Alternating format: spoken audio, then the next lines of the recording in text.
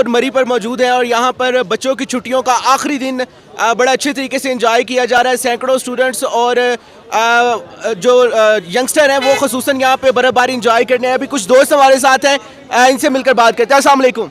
वालेकुम सलाम जी। क्या नाम है मेरे दोस्त का? खावर हुसैन, खावर हुसैन, मुझे ये बताओ कहाँ से आए हो? फैसलाबाद। फैसलाबाद से आए हो। खावर, मुझे ये बताओ क्या मकसद है यार, एक रोज़मर्रा की मसरूफ़ तरीन रूटीन में से आप यहाँ पे आए हो, क्या यानी कि सब दोस्त मिलके क्या करने आए हो यहाँ पे? हम स्नोफॉल देखने आए थे, 2 दिन हो गए हमें इधर। हम स्नोफॉल का इंतज़ार कर रहे हैं, 2 दिन और वेट करेंगे।